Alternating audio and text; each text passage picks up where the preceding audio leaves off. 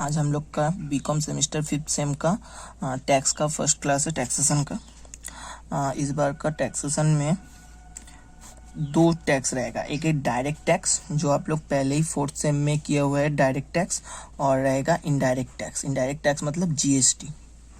Direct tax 40 marks का आएगा और इनडायरेक्ट टैक्स 40 मार्क्स का रहेगा। और पहले आज हम लोग जीएसटी से स्टार्ट करेंगे। पहले इंट्रोडक्शन चैप्टर से स्टार्ट करेंगे। इंट्रोडक्शन में है, पहले आप लोग को जानना पड़ेगा व्हाट इज जीएसटी। बहुत लोगों को पता ही है जीएसटी का मतलब goods and service tax. GST is known as the goods and service tax. ये सबको ही पता है, जीएसटी का फुल फॉर्म है goods and service tax. It is an indirect tax which is replaced many indirect tax. मतलब पहले बहुत सारा टैक्स हुआ करता था, वो सब टैक्स को हटा के एक ही टैक्स कर दिया गया है, उसका नाम दिया है जीएसटी। पहले जो tax such as service tax, excise duty, VAT, others और भी टैक्स हटा के ये एक टैक्स किया, इसका नाम है GST. The goods and service tax act was passed in parliament on 29 March 2017 and came into effect on 1 जुलाई 2017। ये पार्लियामेंट में पास हुआ है 29 मार्च को एंड ये इम्प्लीमेंट हुआ है, देश में इम्प्लीमेंट हुआ है 1 जुलाई 2017 को। इतना तक समझ आया। अब GST is levied on the supply of goods and service. मतलब जीएसटी लगता है supply of goods and service का ऊपर जीएसटी लगता है। It is an comprehensive multi stage and destination based tax and that is levied every value addition. तो GST is single domestic indirect tax. सबको आप लोग को पहले ही बता चुका हूँ। ये सब टैक्स हटा के एक ही टैक्स लगाया हुआ है, उसका नाम दिया हुआ है GST. GST is the single, इसलिए देश में एक ही टैक्स है जीएसटी। इनडायरेक्ट टैक्स के अंदर एक ही टैक्स होता है, GST is single domestic indirect tax for entire country. Full country के लिए एक ही टैक्स है, वो है जीएसटी। ये हो गया व्हाट इज जीएसटी। अब आप लोग को बताएगा how GST works in India. कैसे जीएसटी इंडिया में वर्क करता है। पहले हाँ मैन्युफैक्चरर। मैन्युफैक्चरर में हम लोग क्या लिखेंगे, the manufacturer will have to pay GST on the raw material purchase. जब मैन्युफैक्चरर रॉ मटेरियल परचेज करता है तब उसको जीएसटी पे करना पड़ता है। जब भी कोई रॉ मटेरियल लोग परचेज करेगा, मैन्युफैक्चरर जब भी रॉ मटेरियल परचेज करेगा तभी उसको जीएसटी पे करना पड़ता है। उसके बाद service provider, the service provider will have to pay GST on the amount that is paid for the product. मतलब सर्विस प्रोवाइडर क्या करता है, सर्विस देता है, उसका लिए तो सर्विस का अमाउंट, जितना अमाउंट का सर्विस दिया उसका ऊपर उसका अमाउंट का ऊपर उसको जीएसटी पे करना पड़ेगा। और the value that has been added, मतलब उस सर्विस का साथ वो जीएसटी का वैल्यू भी ऐड हो जाएगा। और इधर है however the tax that has been paid by the manufacturer can be reduce from the overall GST. मतलब मैन्युफैक्चरर जितना भी टैक्स पे कर देगा ओवरऑल जीएसटी से वो वाला डिडक्ट हो जाएगा। वो जब मैथ कराएंगे आप लोग को अच्छी तरीके से ये वाला समझ आ जाएगा, कैसे डिडक्ट होता है ओवरऑल जीएसटी से, मतलब समझ आ जाएगा अच्छी तरीके से। दैट मस्ट बी पेड, उतना ही पेड करना पड़ेगा। डिडक्ट करने का बाद जितना रहेगा उतना ही आप लोग को पेड करना पड़ेगा। उसका बाद है retailer. The retailer will need to pay GST on the product that has been purchased from the distributor. Retailer किसका ऊपर जीएसटी देता है, जो भी डिस्ट्रीब्यूटर से जितना वो लोग परचेस करता है जितना, उसका ऊपर रिटेलर मतलब जीएसटी देता है। Will have the margin of the added. However the tax paid by the retailer, जितना टैक्स रिटेलर पे करता है can be reduce from the overall GST. Retailer जितना पे कर देता है ओवरऑल जीएसटी से उतना टैक्स डिडक्ट हो जाता है। ये सब आप लोग पढ़ लीजिए, बट ये सब मैथ में रहेगा। मैथ में जब रहेगा आप लोग को पूरी अच्छी तरीके से समझ आ जाएगा। एक बार मैथ कर लीजिएगा जीएसटी का, पूरा अच्छी तरीके से समझ आ जाएगा। अब कंज्यूमर कैसे जीएसटी पे करता है। Consumer GST is paid to be the consumer to the product purchase. जब भी कंज्यूमर कोई प्रोडक्ट परचेज करेगा तब वो लोग को प्रोडक्ट के साथ जीएसटी भी पे करना पड़ेगा। ये हो गया हम लोग का how GST works in India. ऐसे जीएसटी इंडिया में वर्क करता है। Type of GST in India. India में अभी कितना टाइप का, इंडिया में अभी 4 different type of GST available in India. पहला जीएसटी क्या है, central goods and service tax, CGST. It is charge on the intra state supply of product and services. Intra state मतलब स्टेट का अंदर जो भी ट्रांजेक्शन होता है उसमें ये वाला एप्लीकेबल है, intra state, CGST, central goods and service tax. उसका बाद में आता है एसजीएसटी, हाँ इधर आता है क्या, SGST, state goods and service tax. It is charge on the sale of product and services within the state. ये भी स्टेट का अंदर जब प्रोडक्ट एंड सर्विस सेल होता है उस उधर ये वाला एप्लीकेबल होता है SGST। उसका बाद वाला है integrated goods and service tax. ये वाला है it is charge on the inter state transaction of the product and services. जब स्टेट का बाहर कोई ट्रांजेक्शन होता है, यहाँ पे आप लोग पकड़ लीजिए, कोलकाता से दिल्ली में कोई प्रोडक्ट भेजा हुआ है, दिल्ली से कोलकाता में कोई प्रोडक्ट आया है, उसमें ये वाला GST एप्लीकेबल होता है, IGST, integrated goods and services tax. उसका बाद वाला 4 नंबर में आता है union territory goods and service tax. इसको बोला जाता है UTGST।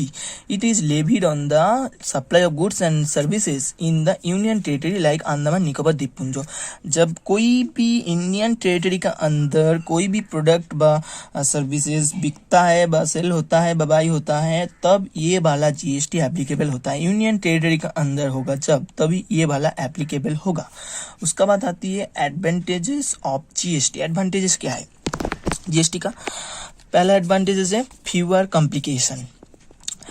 आप लोग को पता ही है, पहले GST नहीं हुआ करता था, बहुत सारा टैक्स हुआ करता था, वो सब हटा के अब एक टैक्स कर दिया गया है, उसका नाम दिया है कि GST। मतलब उतना टैक्स का किसी को उतना टैक्स नहीं रखना पड़ेगा किसी का पास, सिर्फ ये एक GST करने से ही हो जाएगा। इसलिए कॉम्प्लिकेशन मतलब फ्यूअर कॉम्प्लिकेशन, जितना भी प्रॉब्लम था सब हटाना गया है ये एक टैक्स करने की वजह से। उसके बाद regulation of unrecognised sector. Unrecognised sector, सब अनरिकॉग्नाइज सेक्टर को कंट्रोल किया जा सकता है ये GST का वजह से। कंपोजिशन स्कीम, ये आप लोग पढ़ लीजिए, ये वाला फिर से डिटेल्स में पढ़ाएंगे नेक्स्ट चैप्टर पे। ये वाला पूरा डिटेल्स में नेक्स्ट चैप्टर पे। कंपोजिशन स्कीम मतलब क्या होता है, जो लोग GST भी छोटा छोटा बिजनेस के लिए GST भी करना, मतलब GST भी करना थोड़ा सा डिफिकल्ट है, वो लोग कंपोजिशन स्कीम का अंदर रजिस्टर कर लेता है। ये वाला नेक्स्ट में, मतलब नेक्स्ट चैप्टर में आप लोग को डिटेल्स में पढ़ा देंगे। तब हायर थ्रेशोल्ड और e-commerce operation no longer suffers from the differential treatment and elimination cascading tax effect. उसका बाद आते हैं GST काउंसिल। GST काउंसिल क्या है? Any recommendation that are made to the state and union government regarding any issue related to the GST is done by the GST council।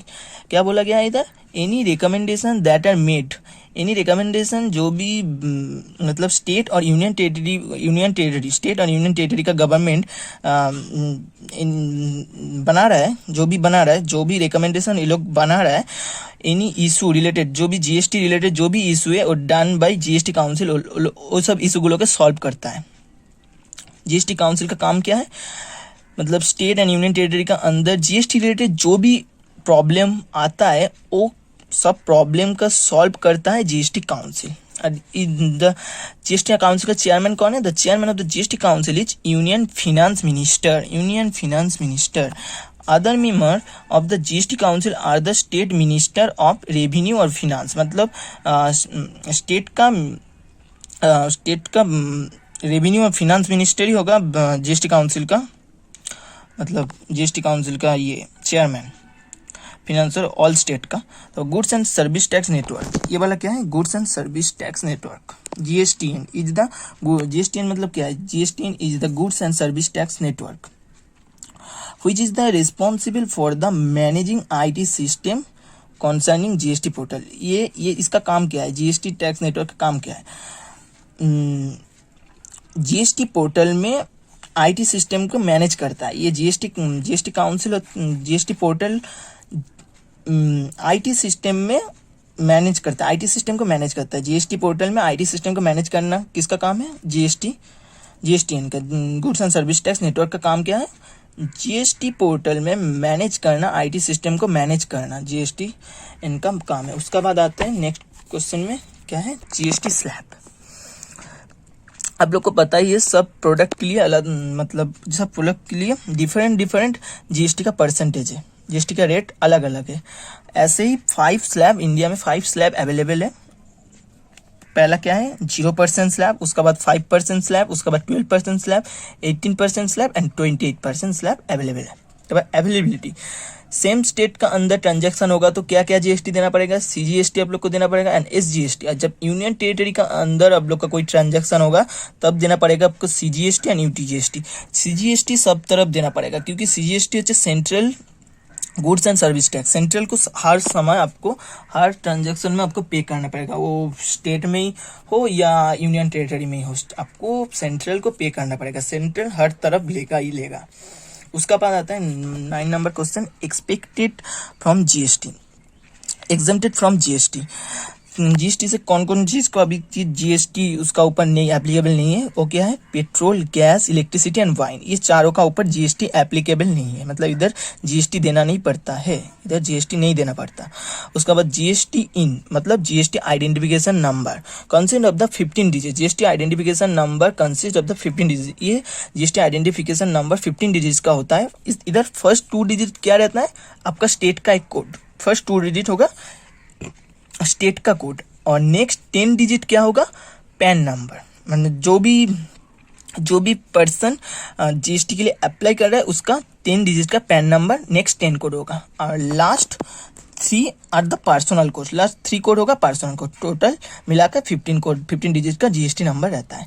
ये हम लोग chapter 1 का मेन पॉइंट कर लिया introduction का, इसका बाहर कुछ नहीं उतना भी आएगा। उसका बाद कुछ मैथ है, वो मैथ आप लोग को नेक्स्ट दिन मैं कराऊंगा। अभी इतना तक आप लोग कर लीजिए, इसका पीडीएफ भी मैं आपको डिस्क्रिप्शन में दे दूंगा, आप लोग पीडीएफ देख लेना। और नेक्स्ट दिन में जीएसटी का आप लोग कैसे जीएसटी कैलकुलेशन करेंगे वो वाला मैं अपलोड कर दूंगा, देख लेना आप लोग।